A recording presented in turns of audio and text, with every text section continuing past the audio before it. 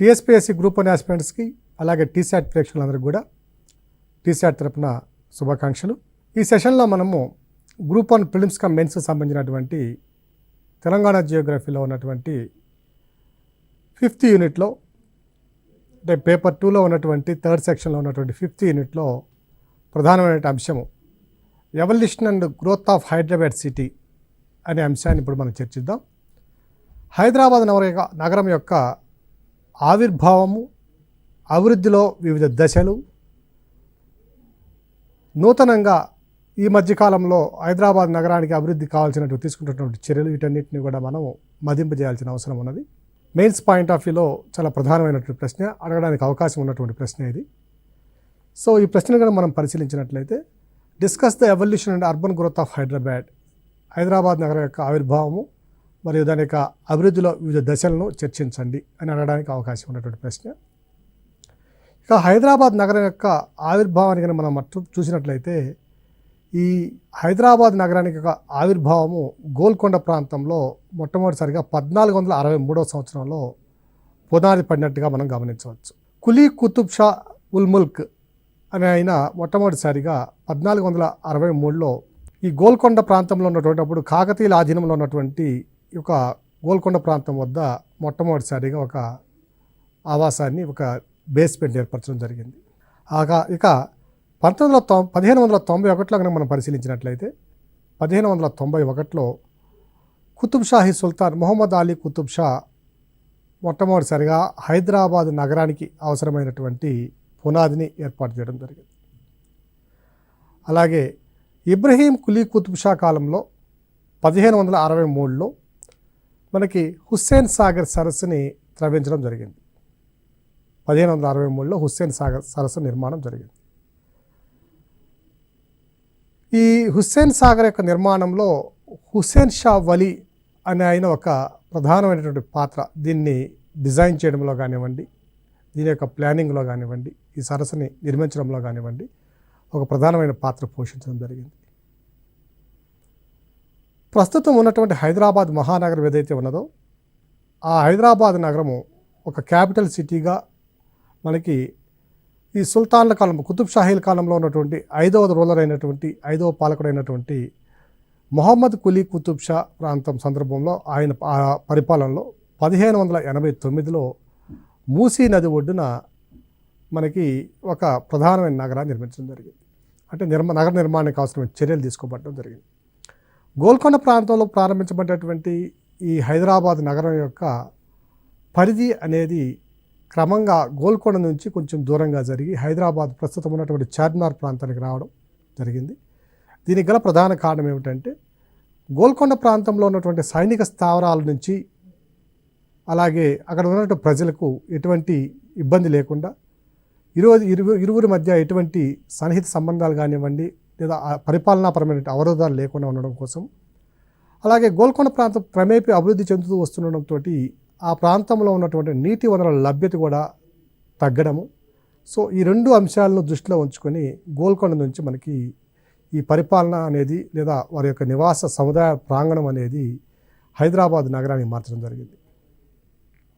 So ఈ హైదరాబాదాన్ని మొట్టమొదటిగా అనేక పేర్లతో పిలిచినట్లుగా మన చరిత్రకారులు చెప్తున్నారు. దాంట్లో ఒక ప్రధానమైనది భాగమతి నగరము లేదా భాగ్యనగరం అని, అలాగే ఆండ్రూ పీటర్సన్ అనే ఒక ఇస్లామిక్ ఆర్కిటెక్చర్ మీద పరిశోధనలు జరిపినటువంటి ఒక శాస్త్రవేత్త, ఒక స్కాలర్ ఎవరైతే ఉన్నారో ఆండ్రూ పీటర్సన్ అని ఆయన యొక్క అభిప్రాయం ప్రకారము హైదరాబాద్ నగరం యొక్క మొట్టమొదటి పేరు బాగ్ నగర్, అంటే పూల వనాలు ఉన్నటువంటి ప్రాంతంగా దీన్ని గమనించడం జరిగింది. ప్లేస్ ఆఫ్ గార్డెన్స్ అంటారు దీన్ని. సో ఈ నగరానికి హైదరాబాద్ నగరం అనే పేరు రావడానికి కూడా మరొక కారణం ఏమిటంటే, కులీ కుతుబ్ షా కుమారుడైనటువంటి హైదర్ మీద ఈ నగరాన్ని హైదరాబాద్ నగరంగా నిర్మించారు అనే ఒక ప్రచారం కూడా మనకి జరుగుతూ ఉంది. ఇక హైదరాబాద్ నగరం యొక్క ప్రగతి అనేది కనుక మనం పరిశీలించినట్లయితే, వాస్తవ ప్రగతి అనేది 16 మరియు 17వ శతాబ్దాలలో, అంటే 16వ శతాబ్దం చివరి నుంచి 17వ శతాబ్దం మొదట్లో ఈ హైదరాబాద్ నగరం యొక్క అభివృద్ధి అనేది పూర్తి స్థాయిలో ప్రారంభం కాబడినది అని మనం చెప్పుకోవడానికి అవకాశం ఉన్నది. దీనికి గల ప్రధాన కారణం ఏమిటంటే, ఈ ప్రాంతంలో ఆ సందర్భంలో బాగా ప్రాస్పరస్గా అంటే బాగా అభివృద్ధి చెందినటువంటి డైమండ్స్ ఏవైతే ఉన్నాయో వాటి యొక్క వ్యాపారం, డైమండ్స్ ట్రేడ్, వజ్రాల వ్యాపారం పెరగడం అనేది ప్రధాన కారణంగా మనం గమనించవచ్చు. అలాగే 17th సెంచరీ 17వ శతాబ్దం చివరిలో ఔరంగజేబు చనిపోయిన తర్వాత షాజహాను మొట్టమొదటిసారిగా ఈ ప్రాంతంలో తన అధికార ప్రాబల్యాన్ని విస్తరించాలనే ప్రయత్నం కూడా చేయడం జరిగింది. అలాగే 1687లోనే ఔరంగజేబు కూడా ఈ దక్కన్ ప్రాంతంపై వచ్చి దాదాపు ఒక 6 నుంచి 8 నెలల ప్రాంతం పాటు ఈ ప్రాంతంలో ఉండి హైదరాబాద్ సిటీని కూడా తన ఆధీనంలోకి తీసుకోవడం జరిగింది. తర్వాత ఈ హైదరాబాద్ నగరాన్ని దారుల్ జిహాద్ అనే నామకరణం కూడా చేయడం జరిగింది. సో 1687లో మొఘల్ ఎంపరర్ అయినటువంటి ఔరంగజేబు దీన్ని మన హైదరాబాద్ నగరాన్ని హౌస్ ఆఫ్ వార్ అంటే దారుల్ జిహాద్ అనే ఒక నగరంగా పేరు మార్చడం కూడా జరిగింది. తరువాతి కాలంలో ఆయన ముబారిజ్ ఖాన్ అనే ఒక వ్యక్తిని ఈ దక్కన్ ప్రాంతంలో ఉన్నటువంటి ఈ మొఘలులు ఆధీనంలో తీసుకున్నటువంటి అధికార ప్రాంతాలు ఏవైతే ఉన్నాయో ఆ ప్రాంతాలన్నింటినీ కూడా అడ్మినిస్ట్రేట్ చేయడం కోసము మనకి ఒక గవర్నర్ని ఏర్పాటు చేయడం జరిగింది, ముబారిజ్ ఖాన్ అనే వ్యక్తిని. సో ఈ ముబారిజ్ ఖాన్ గవర్నర్గా ఉన్నటువంటి సందర్భంలో మనకి ఓల్డ్ సిటీలో ఉన్నటువంటి మక్కా మసీదు, అలాగే నగరం చుట్టూ ఒక సిటీ వాల్ ఆఫ్ హైదరాబాద్ అని ఒక 12 గేట్లను కలిగినటువంటి ఒక మహాద్వారాన్ని కూడా, కుడ్యాన్ని కూడా ఇక్కడ నిర్మించడం జరిగింది. పూర్తి స్థాయిలో అభివృద్ధి అంతర్జాతీయంగాను జాతీయంగాను ఒక మంచి దశలో అభివృద్ధి చెందినది అని చెప్పుకోవడానికి సరైన సమయాన్ని కనుక మనం పరిశీలించినట్లయితే అది నిజాముల కాలంలో 1724లో ప్రారంభమైనటువంటి వీళ్ళ పరిపాలన నుంచి 1948 వరకు కూడా హైదరాబాదు ఉన్నత స్థితిలోనే ఆర్థికంగా కానివ్వండి, మిగిలినటువంటి కళల పోషణ విషయంలో కానివ్వండి, వ్యవసాయ రంగంలో కానివ్వండి అనేక విప్లవాత్మక మార్పులు చోటు చేసుకోవడంతో పాటుగా దేశ ఆర్థిక వ్యవస్థ అంటే హైదరాబాద్ రాష్ట్ర యొక్క ఆర్థిక వ్యవస్థ కూడా పరిపుష్ట స్థితిలో ఉన్నది అని చెప్పుకోవడానికి మనకు అవకాశం ఉంది. సో ఈ నిజాముల కాలంలో చూసినట్లయితే మొత్తము బ్రిటిష్ భారతావనిలో ఉన్నటువంటి అన్ని ప్రిన్సిలీ స్టేట్స్లో స్వయం ప్రతిపత్తి కలిగినటువంటి ఏ రాజ్యాలు ఉన్నాయో వాటన్నిటిలో కూడా ఇది అతిపెద్దదైనటువంటి ప్రిన్సిలీ స్టేట్గా వెలుగొందడం జరిగింది. ఈ రాష్ట్రానికి, ఈ రాజ్యానికి అవసరమైనటువంటి సొంత కరెన్సీ, అలాగే కరెన్సీ ముద్రణశాలలు, అలాగే రైల్వేలు మరియు పోస్టల్ వ్యవస్థ ఇవన్నీ కూడా పూర్తి స్థాయిలో అభివృద్ధి జరగడం, వివిధ దశల్లో అవి అభివృద్ధి చెందడం కూడా మనం గమనించవచ్చు. ఇక నిజామ్స్ యొక్క క్యాపిటల్ అనేది హైదరాబాద్ నగరము, గోల్కొండ నుంచి మళ్ళీ హైదరాబాద్ నగరానికి 1769లో మార్పు చేయడం జరిగింది. ఇక నిజామ్స్లో ఉన్నటువంటి 3వ నిజాం అయినటువంటి సికిందర్ జా అనే ఒక ఆయన పరిపాలనలో బ్రిటిష్ వారితో ఉన్నటువంటి ఈ సబ్సిడరీ అలయన్స్ ఏదైతే ఉన్నదో ఆ అలయన్స్ ప్రకారము సికింద్రాబాద్లో ఒక స్టేషన్ని, అంటే బ్రిటిష్ ట్రూప్స్, బ్రిటిష్ రెజిమెంట్స్ ఉండడానికి అవసరమైనటువంటి ఒక ప్రధానమైనటువంటి వసతి సౌకర్యాలను ఇక్కడ ఏర్పాటు చేయబడి జరిగింది. అంటే సికింద్రాబాద్ నగరం అనేది ఈ సబ్సిడరీ అలయన్స్ ద్వారా మనకి ఇది ఏర్పాటు చేయబడినట్టుగా మనం గమనించవచ్చు. బ్రిటిష్ వాళ్ళ యొక్క ట్రూప్స్ అన్నిటిని కూడా బస్ చేసేందుకు, అలాగే వాళ్ళ ట్రూప్స్కి అవసరమైనటువంటి ఖర్చులు కూడా భరించే విధంగా ఈ 1769లో హైదరాబాద్ సిటీ ఏర్పాటు అనంతరము తద్వారా సైన్య సహకార ఒప్పందంలో సికింద్రాబాద్ నగరాన్ని కూడా మనం ఏర్పాటు చేసుకోవడం జరిగింది. ఇక 19వ శతాబ్దంలో కనుక మనం పరిశీలించినట్లయితే హైదరాబాద్ నగరంలో ఉన్నటువంటి అనేక ఒడిదుడుకులను అధిగమించడానికి, అలాగే హైదరాబాద్ నగరంలో విద్య, ఉద్యోగ అవకాశాలు పెంపొందించడము, అవస్థాపన సౌకర్యాలని పెంపొందించడము, అలాగే హైదరాబాద్ నగరం యొక్క ఆర్థిక వ్యవస్థని మరింత ముందుకు తీసుకెళ్ళడం అనే అంశంలో ప్రధానంగా తోడ్పడినటువంటి వ్యక్తి ఎవరంటే 1వ సాలార్ జంగ్. సో ఈ ప్రైమ్ మినిస్టర్ అనేటువంటి 1వ సాలార్ జంగ్ ఏర్పడినటువంటి 1855 ఏర్పరిచినటువంటి సెంట్రల్ ట్రెజరీ అనేది ఒక వినూత్నమైనటువంటి మార్పునికి హైదరాబాద్ నగర అభివృద్ధి కూడా దారితీసిందని చెప్పుకోవచ్చు. సో ఈ సెంట్రల్ ట్రెజరీని ఏర్పాటు చేయడం, తద్వారా దేశంలోనే మొట్టమొదటి రైలు మార్గాన్ని నిర్మించడం, అలాగే ఈ టెలిగ్రాఫ్ వ్యవస్థను కూడా నిర్మించడం, అలాగే దేశంలోనే అంటే హైదరాబాద్ రాష్ట్రంలోనే, హైదరాబాద్ సంస్థానంలోనే మొట్టమొదటిసారిగా ఉన్నత విద్యకు అవసరమైనటువంటి ఒక యూనివర్సిటీ లాంటి ఒక ఉన్నత విద్యా సంస్థను దార్ ఉల్ ఉలూమ్ అనే దాన్ని ఏర్పాటు చేయడం కూడా ఈయన కాలంలో గమనించినటువంటి లేదా సాధించినటువంటి ఒక ప్రగతి. ఇక 6వ అసఫ్జా నిజాంగా ఉన్న సందర్భంలో అసఫ్జా 6 కాలంలో నిజామ్స్ గ్యారంటీడ్ స్టేట్ రైల్వే అనే ఒక సంస్థను లేదా ఒక ద్రవ్య నిధిని ఏర్పరచడం ద్వారా 1879 సంవత్సరం నాటికి హైదరాబాద్ నగరాన్ని మిగిలిన బ్రిటిష్ పాలిత ప్రాంతాలతో మిగిలిన బ్రిటిష్ భారత ప్రాంతాలతో కలపడంలో సఫలీకృతమైందని చెప్పవచ్చు. సో ఈ రైల్వే వ్యవస్థకు అవసరమైనటువంటి ఒక ప్రధాన కార్యాలయము సికింద్రాబాద్ రైల్వే స్టేషన్ ప్రాంతంలోనే అప్పట్లో ఏర్పాటు చేయడం జరిగింది. ఇక అవస్థాపన సౌకర్యాల అభివృద్ధి జరగడంతో ఫలితంగా ఈ హైదరాబాద్ నగరం చుట్టూ ఉన్నటువంటి అనేక ప్రాంతాలలో ఇండస్ట్రియల్ కారిడార్స్, పారిశ్రామిక వాడలు కూడా కొత్త పరిశ్రమలు రావడము, అలాగే రాష్ట్ర ప్రభుత్వం కూడా కొత్త పరిశ్రమలు ఏర్పాటు చేయడము, సో పరిశ్రమల అభివృద్ధికి కూడా బీజం వేసినట్లుగా అయింది. ఇక ఇందులో భాగంగా హుస్సేన్ సాగర్కి దక్షిణాన మరియు తూర్పు ప్రాంతాలలో ఒక 4 ప్రధానమైనటువంటి పరిశ్రమలను కూడా రాష్ట్ర ప్రభుత్వం ఏర్పాటు చేయడం జరిగింది.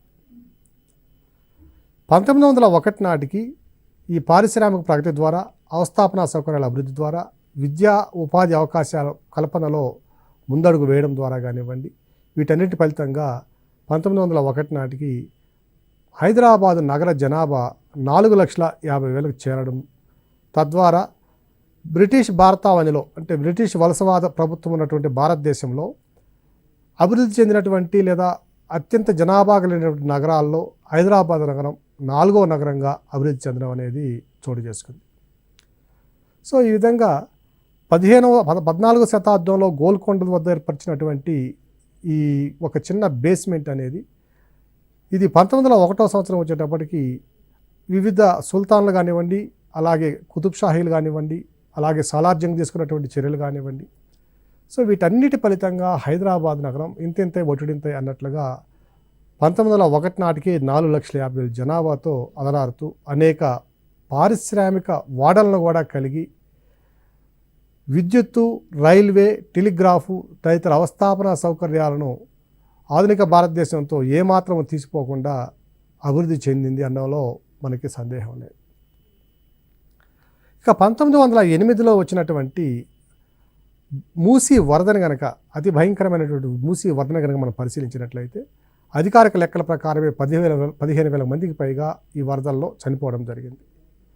సో ఈ వరదల్లో జరిపినటువంటి ఈ భవిష్యత్తులో ఇలాంటి ప్రమాదాలు ఎదురైనప్పుడు లేదా ఎదురుకాకుండా ఉండడం కోసం హైదరాబాద్ నగరాన్ని అత్యంత కట్టుదిట్టమైన నగరంగాను, భవిష్యత్తు ప్రణాళికను దృష్టిలో ఉంచుకొని విపత్తులను ఎదుర్కోవడంలో సమర్థవంతమైనటువంటి చర్యలు తీసుకోవడానికి అనుగుణంగాను నగర నిర్మాణం జరగాలనే ఉద్దేశంతో అప్పటి నిజాము మోక్షగుండం విశ్వేశ్వరయ్య గారిని హైదరాబాద్ నగర నిర్మాణానికి, ఆధునిక శైలిలో నగర నిర్మాణానికి ఆహ్వానించడం జరిగింది.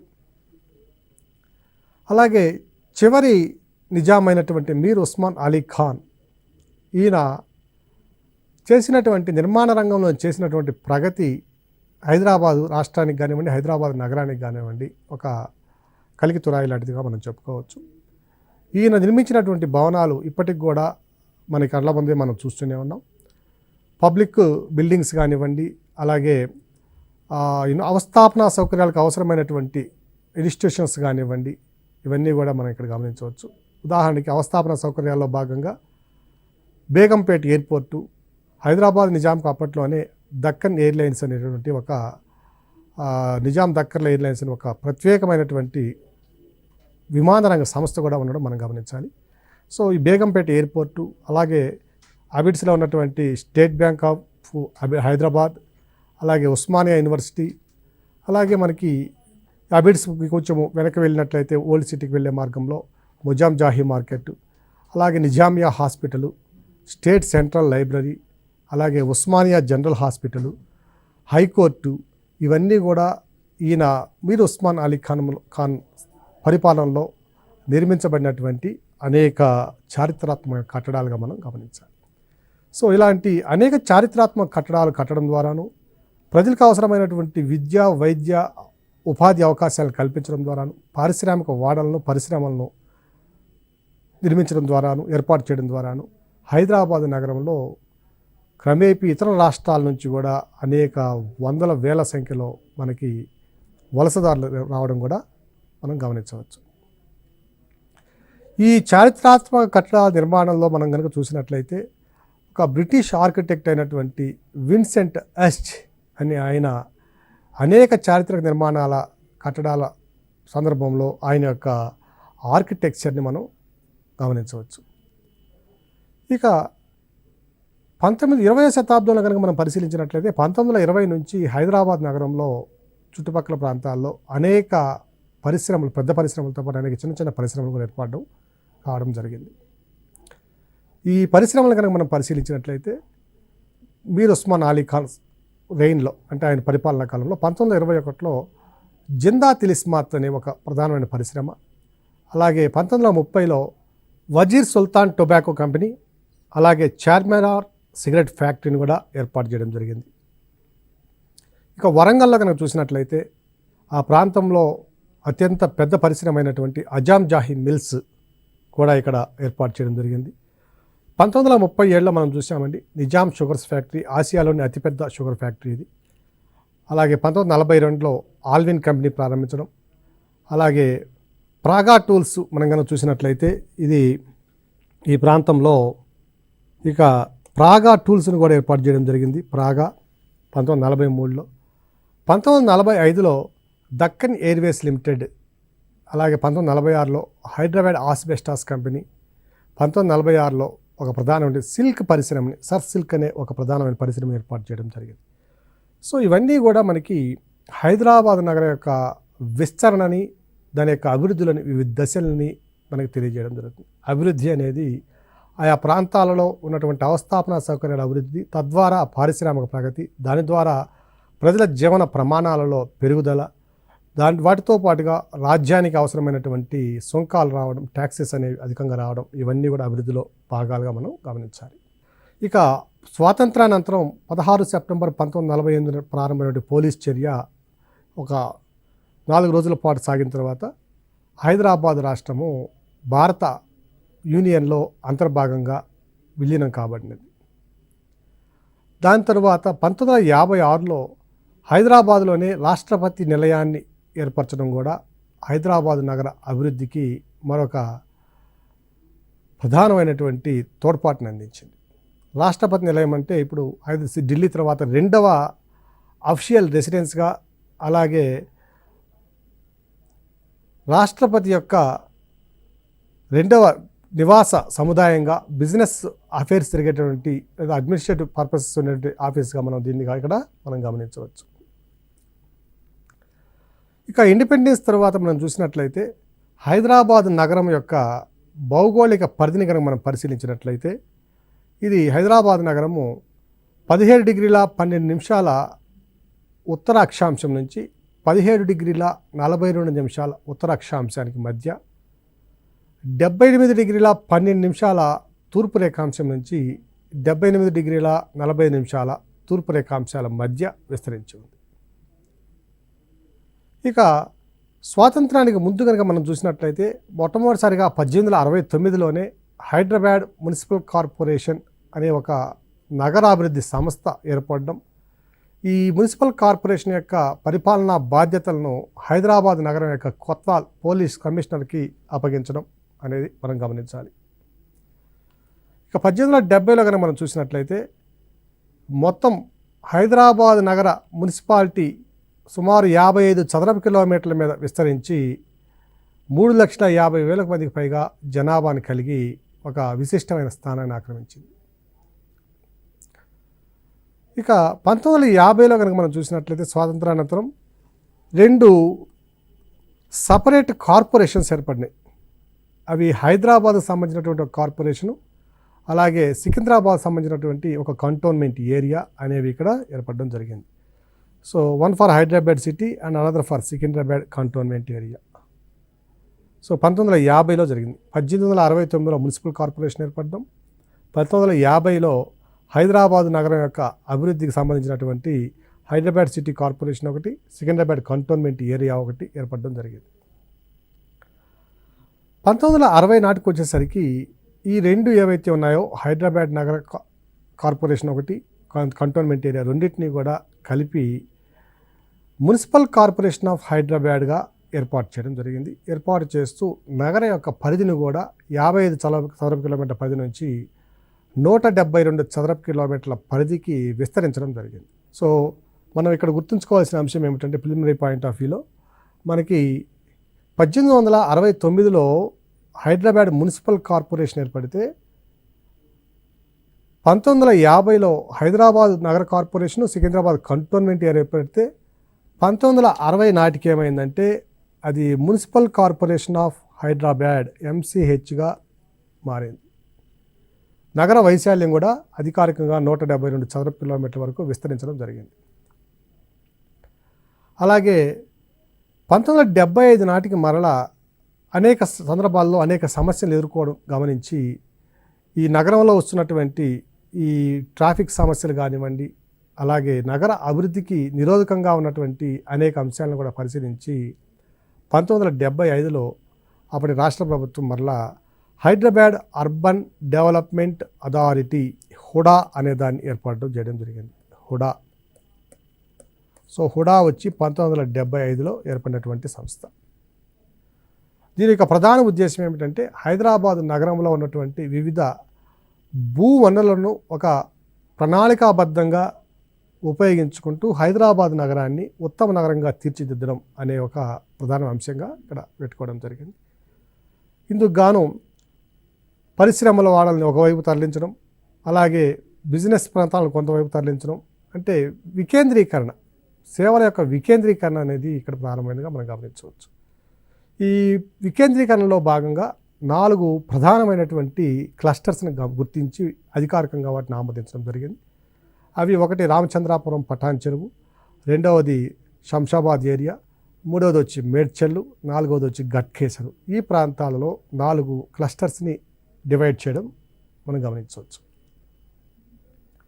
ఇక 175 చదరపు కిలోమీటర్లుగా ఉన్నటువంటి municipal corporation of Hyderabad HUDA ఏర్పడిన తర్వాత 1990 నాటికి దీని యొక్క పరిధిని పెంచుతూ 1861 చదరపు కిలోమీటర్లకి విస్తరించడం జరిగింది. అలాగే 2008 నాటికి మరొక విప్లవాత్మకమైన మార్పును తీసుకుని వస్తూ Hyderabad metropolitan development authority HMDA అనేది ఒక సంస్థని ఏర్పాటు చేయడం జరిగింది.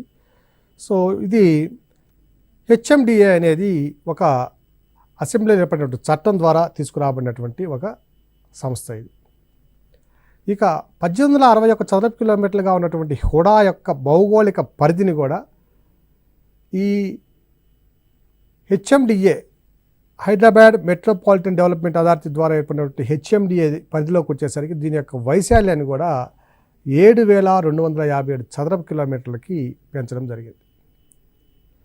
సో ఈ 7,257 చదరపు కిలోమీటర్లు కలిగినటువంటి హుడా ప్రాంతంలో అనేక మున్సిపాలిటీస్ కూడా మనం ఇందులో అంతర్భాగంగా గమనించాలి. సో ఈ మొత్తం పరిధిలో కనుక మనం పరిశీలించినట్లయితే 7 జిల్లాలు, పాత జిల్లాల ప్రకారం 7 జిల్లాలు, 70 మండలాలు, అలాగే 1032 గ్రామ పంచాయతీలు, వీటితో పాటుగా 12 మున్సిపాలిటీసు మరియు నగర పంచాయతీలు, ఇవన్నీ కూడా హుడా యొక్క అంతర్భాగంగా మనం గమనించాలి. ఇక 2013లో అప్పటి రాష్ట్ర ప్రభుత్వం హైదరాబాద్ మెట్రోపాలిటన్ డెవలప్మెంట్ ప్లాన్ అనే ఒక ప్లాన్ని తీసుకురావడం జరిగింది, ఒక ప్రణాళికను తీసుకురావడం జరిగింది. ఈ ప్రణాళిక ప్రధాన ఉద్దేశం ఏమిటంటే మెట్రోపాలిటన్ ప్రాంతాలలో ఉన్నటువంటి నగరాల లేదా మున్సిపాలిటీల యొక్క సంతులిత అభివృద్ధిలో కొన్ని ప్రాంతాలు ఎక్కువ తక్కువలు చేసుకోకుండా అన్ని ప్రాంతాలు సమానంగా అభివృద్ధి జరగాలి అనే ఒక ప్రధానమైన అంశం దీంట్లో మనం గమనించవచ్చు. అలాగే ఈ హైదరాబాద్ మెట్రోపాలిటన్ డెవలప్మెంట్ అథారిటీతో పాటుగా ఇందులో అంతర్భాగంగా ఈ వాణిజ్య విభాగానికి సంబంధించినటువంటి, అలాగే పారిశ్రామిక రంగానికి సంబంధించినటువంటి, తయారీ రంగానికి సంబంధించినటువంటి, అలాగే అవస్థాపన సౌకర్యాలకు సంబంధించినటువంటి కొన్ని డివిజన్స్ను కూడా ఇక్కడ మనం ఏర్పాటు చేసుకోవడం జరిగింది. వీటితో పాటుగా టూరిజం డెవలప్మెంట్ కూడా ఇంట్లో ప్రాధాన్యత ఇవ్వడం జరిగింది. సో ఇక్కడ కనుక మనం చూసినట్లయితే ఔటర్ రింగ్ రోడ్డు చుట్టూ రెండు వైపులా 1 కిలోమీటర్ ఉన్నటువంటి ప్రాంతాన్ని ఇందులో భాగంగా ఇందుకు కేటాయించడం జరిగింది. సో కమర్షియల్ యూటిలైజేషన్ కోసము, మ్యానుఫ్యాక్చరింగ్ ఫెసిలిటీస్ని అంటే తయారీ రంగానికి అవసరమైన పరిస్థితులు కల్పించడం కోసము ఏర్పాటు చేయడం జరిగింది. ఇందులో 2 ప్రధానమైన సెంటర్స్ని కూడా గుర్తించడం జరిగింది. ఒకటి వచ్చి హైదరాబాద్ డెవలప్మెంట్ అథారిటీ, దీంట్లో సైబరాబాద్ డెవలప్మెంట్ అథారిటీగా మనం గమనించాలి. Cyberabad development authority. రెండవది వచ్చి Hyderabad airport development authority, HADA and CDA. So ఈ సిడిఏ హాడా అనేది మనకి 2013లో వచ్చినటువంటి ఒక ప్లాన్ ఏదైతే మనం తీసుకున్నామో, Hyderabad metropolitan development plan 2013, Hyderabad metropolitan development plan 2013లో భాగంగా ఏర్పడిన విభాగాలు ఏమిటంటే సైబరాబాద్ డెవలప్మెంట్ అథారిటీ, అలాగే ఎయిర్పోర్ట్ డెవలప్మెంట్ అథారిటీ హాడా, ఈ 2 కూడా ఏర్పాటు చేయడం జరిగింది. ఇక సైబరాబాద్ డెవలప్మెంట్ అథారిటీ కనుక చూసినట్లయితే ఇది మనకి ఇన్ఫ్రాస్ట్రక్చర్ ఫెసిలిటీస్ అభివృద్ధి చెందడానికి అవసరానికి ఉద్దేశించిందిగా మనం గమనించాలి. ఇక్కడ ఇందులో ప్రధానంగా సంబంధించినటువంటి ఐటీ సంస్థలు, అలాగే కొన్ని ఐటీ సంబంధిత సంస్థలు, వీటితో పాటుగా కొన్ని పరిశోధనా కేంద్రాలు, దానికి సంబంధించినటువంటి అనేక అనుబంధ రంగాలు అన్నీ కూడా ఈ ప్రాంతంలో అంటే హైటెక్ సిటీకి సమీప ప్రాంతాల్లో, దాని చుట్టూ పరిసర ప్రాంతాల్లో ఏర్పరచడం అనేది ఇందులో ప్రధానమైనటువంటి విధిగా మనం గుర్తించాలి. Cyberabad development authority. అలాగే ఈ యొక్క పరిధిని కనుక మనం చూసినట్లయితే నగరానికి పశ్చిమాన ఉన్నటువంటి ఈ ప్రాంతంలో 52 చదరపు కిలోమీటర్ల పరిధిని ఇందుకోసం కేటాయించడం కూడా జరిగింది. వీటితో పాటుగా మనకి సైబరాబాద్ డెవలప్మెంట్ అథారిటీలో మనం యూనివర్సిటీ ఆఫ్ హైదరాబాద్ కానివ్వండి, ఇండియన్ స్కూల్ ఆఫ్ బిజినెస్, అలాగే Indian institute of information technology, golf course, వీటితో పాటుగా ఒక స్పోర్ట్స్ కాంప్లెక్స్, ఇవన్నీ కూడా ఇందులో అంతర్భాగంగా ఈరోజు పూర్తి స్థాయిలో అభివృద్ధి చెందినటువంటి సంస్థలు కావడం మనం గమనించవచ్చు. ఇక రెండవ విభాగాన్ని కనుక చూసినట్లయితే హైదరాబాద్ ఎయిర్పోర్ట్ డెవలప్మెంట్ అథారిటీ. ఈ 1996లో ఒక ఇంటర్నేషనల్ ఎయిర్పోర్ట్ నిర్మించాలి అనే ఉద్దేశంతో ప్రారంభించినప్పుడు శంషాబాద్ ప్రాంతంలో మనం గుర్తించినటువంటి ఆ ప్రాంతం ఏదైతే ఉందో, ఇది హైదరాబాద్ నగరానికి సౌత్ వెస్ట్లో ఉన్నటువంటి ప్రాంతం, నైరుతి ప్రాంతంలో ఉన్నటువంటి ప్రాంతాన్ని, శంషాబాద్ ఎయిర్పోర్ట్లో ఉన్నటువంటి ప్రాంతాన్ని హైదరాబాద్ ఎయిర్పోర్ట్ డెవలప్మెంట్ అథారిటీగా మనం గుర్తించడం జరిగింది. సో ఇందుకు గాను ఈ ఎయిర్పోర్ట్ డెవలప్మెంట్ అథారిటీకి సంబంధించినటువంటి ఈ యొక్క అభివృద్ధికి గాను ప్రభుత్వం 458 చదరపు కిలోమీటర్ల వైశాల్యం కలిగినటువంటి ప్రాంతాన్ని కూడా మనకి కేటాయించడం జరిగింది. సో ఈ విధంగా 1453లో ప్రారంభమైనటువంటి ఈ హైదరాబాద్ నగర అభివృద్ధి అనేది నేడు కనుక చూసినట్లయితే హైదరాబాద్ నగరము మరొక విశ్వనగరంగా అభివృద్ధి చెందింది. కొన్ని లోపాలు ఉన్నప్పటికీ ఇది అంతర్జాతీయంగా అనేక గుర్తింపులు తెచ్చుకొని దేశీయంగాను అంతర్జాతీయంగాను అనేక రంగాల్లో దూసుకెళ్తుంది అని చెప్పడానికి ఎటువంటి సందేహం లేకుండా మనం చెప్పవచ్చు. సో అభ్యర్థులందరూ కూడా హైదరాబాద్ నగర యొక్క ఆవిర్భావము, అభివృద్ధి అన్నప్పుడు ఈ అన్ని అంశాలని ఒక వరుస క్రమంలో పేర్చుకుంటూ ఒక 20 నుంచి 22, 23 పాయింట్స్ వరకు మీరు నోట్స్ కనుక తయారు చేసుకున్నట్లయితే ఇది ప్రాధాన్యత కలిగిన అంశం కాబట్టి, ఇది కూడా ఎగ్జామ్స్లో రావడానికి అవకాశం ఉన్న అంశం కాబట్టి మీరందరూ కూడా దీనికి తగినటువంటి ఒక నోట్స్ని తయారు చేసుకుని ఒక క్రమంలో దీని అంతా కూడా మీరు అధ్యయనం చేయవలసిన అవసరం ఉంటుందని మీ అందరికి కూడా తెలియజేసుకుంటున్నాను. ధన్యవాదాలు.